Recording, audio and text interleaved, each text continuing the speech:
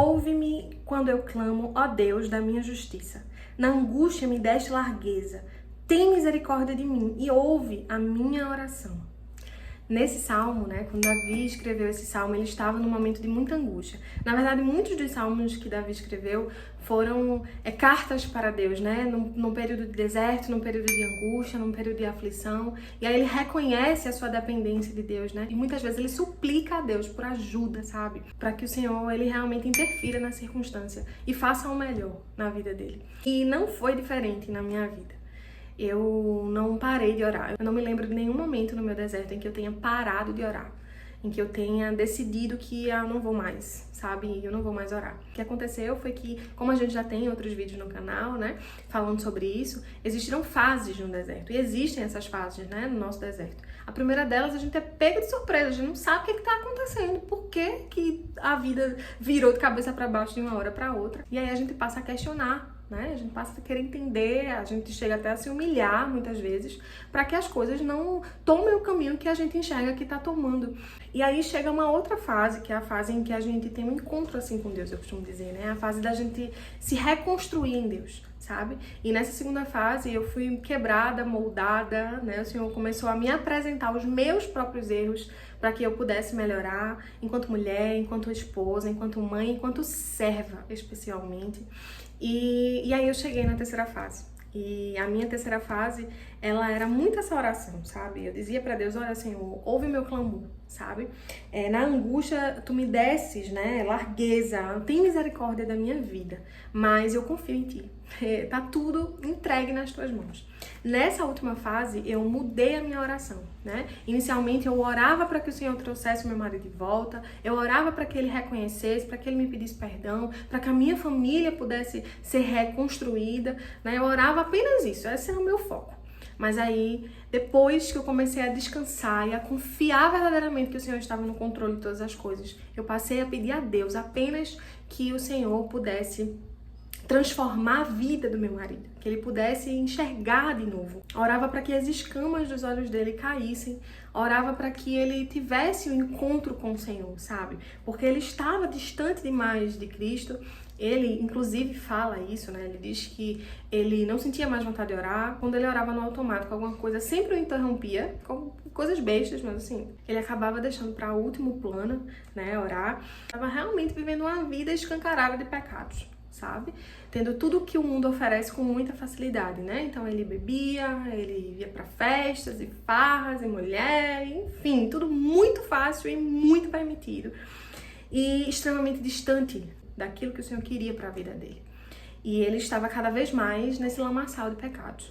Ele conta, inclusive, ninguém melhor do que ele para falar sobre isso, né? Mas é muito difícil para ele, viu, estar aqui diante das câmeras. Ele é uma pessoa muito mais dos bastidores, ele me ajuda totalmente assim a estudar a palavra, a montar equipamento quando eu preciso, a entender, né, do que eu vou falar e, enfim, me ajuda em oração.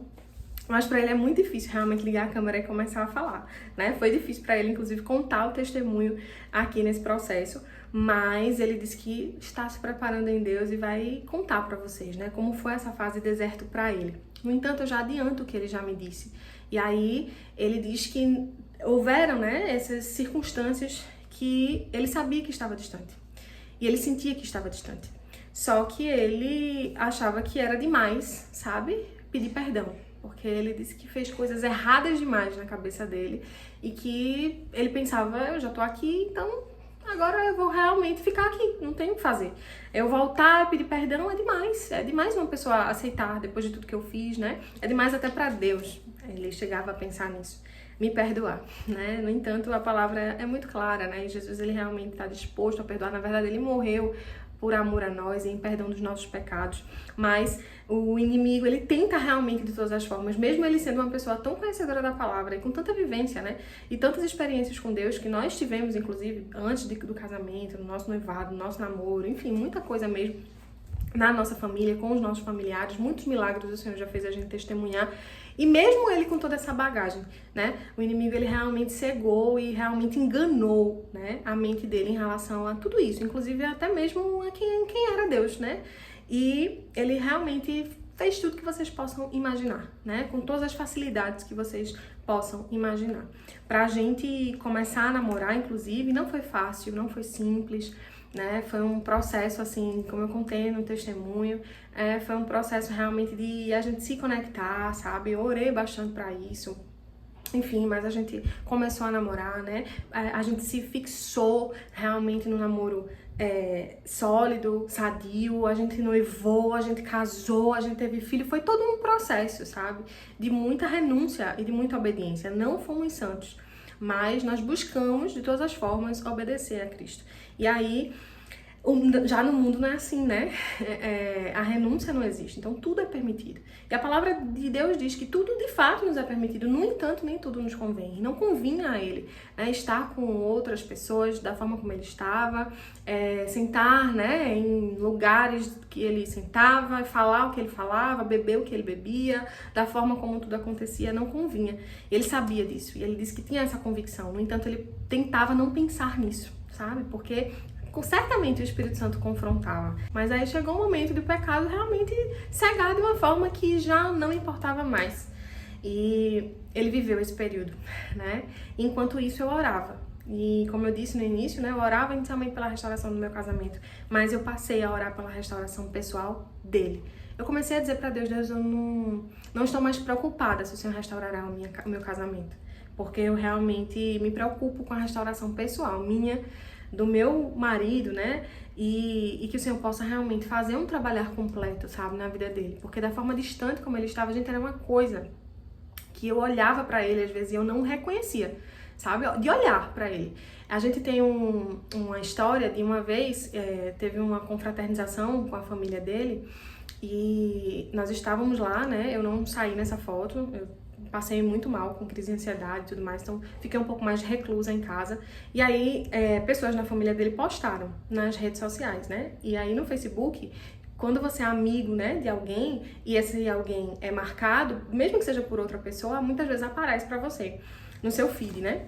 Quase ninguém usa mais Facebook, mas uma amiga minha falou comigo, eu olhei a foto, olhei ele e até pela foto eu não o reconheci. Parece outra pessoa. E realmente, quando você está inserido no pecado, quando o seu alimento maior é a carne, você muda, sabe? A sua fisionomia muda, o jeito de você falar muda, o jeito de você enxergar, de você ouvir, tudo muda. As coisas que eu conversava com o meu marido, ele entendia de outra forma. Se eu dissesse que o céu era azul, ele dizia que eu disse que o céu era rosa. Então, era uma coisa assim que Satanás realmente confundia, sabe? Tudo. Olha, armou uma redoma de conflitos, sabe? E fomos inseridos. No entanto, maior era o que estava em nós, né? Porque maior é o que está em nós.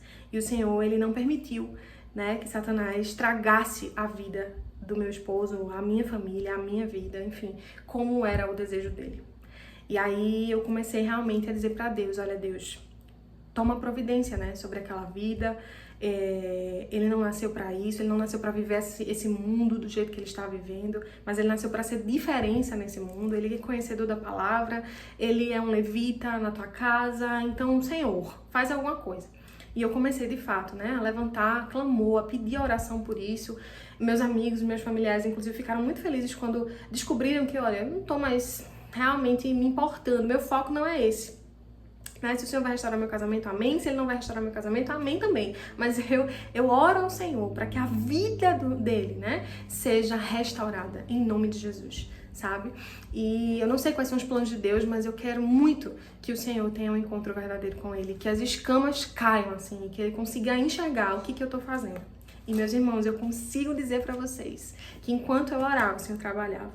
E é isso que eu quero dizer para você, não cesse a sua oração, sabe? Não cesse a sua oração, creia que o Senhor vai fazer o que Ele prometeu. Porque depois, né, conversando com Ele, Ele me disse que chegaram momentos em que Ele começou a ficar incomodado com a situação que Ele estava vivendo. Que o Senhor não deixava mais ele dormir direito. E enquanto isso acontecia, o Senhor me dizia, sabe? Mas que não deixava mais ele dormir direito, que algumas vezes ele acordou até assim ao lado da OM, né?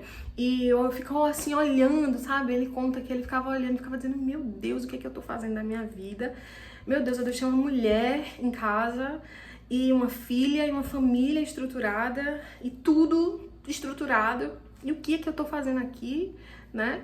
Mas ele disse que ao mesmo tempo vinha uma voz assim, meio que de dentro, dizia assim, não, mas você não pode voltar atrás, você já tá aí, é demais você voltar e pedir perdão, sua mulher não vai lhe perdoar, porque algumas vezes, né, como eu já contei em outros vídeos, eu realmente verbalizei isso, quando via isso acontecer na vida de outra pessoa, eu dizia, meu Deus do céu, isso é muito difícil, eu jamais perdoaria uma situação dessa. E o Senhor me tratou justamente aí, me mostrou que eu sou dependente dele, e não é o que eu quero fazer. Eu não posso abrir a boca para dizer o que eu não faço, porque eu faço e eu preciso fazer aquilo que o Senhor quiser que eu faça. Eu posso abrir a boca para dizer que eu não vou fazer aquilo que não for o plano de Deus para minha vida, porque aquilo que for, eu vou fazer, em nome de Jesus, sabe? Então o Senhor começou a me tratar e a trabalhar justamente isso em mim. Você precisa depender de mim, única e exclusivamente de mim. E mesmo eu tendo dito isso tantas vezes, eu precisei passar por isso para dizer, eu perdoei. Eu perdoei e glória a Deus por eu ter perdoado. Porque hoje eu vivo realmente, olho assim às vezes pra minha família e percebo que o milagre não foi pequenininho não, nenhum é, né? Mas esse foi enorme, sabe? Hoje eu olho pro meu esposo e antes de tudo isso acontecer eu já tinha um excelente marido. Hoje eu tenho um excelente marido ao cubo, sabe? Elevado ao cubo. Um excelente pai, um excelente parceiro, amigo, sabe? Uma pessoa que eu admiro, que me admira. E, enfim, e que busca muito o Senhor, sabe? E eu orava ao Senhor assim, eu dizia, Senhor, se o Senhor quiser restaurar o meu casamento, que o Senhor traga o meu marido mais apaixonado por Ti do que eu sou apaixonada por Ti. E hoje eu consigo ver, sabe? Ele abrindo mão de muitas coisas para viver o reino. Hoje eu consigo vê-lo trabalhando dedicado na igreja, sabe?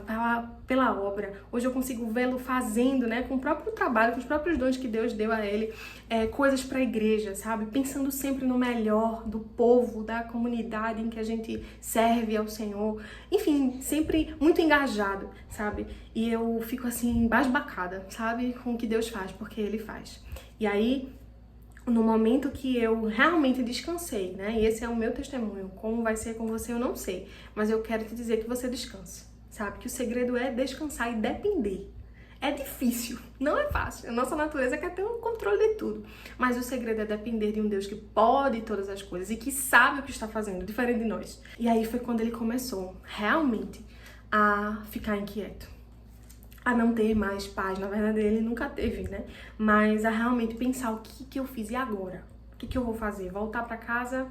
Eu não vou voltar, não tenho coragem. Inicialmente ele pensou isso.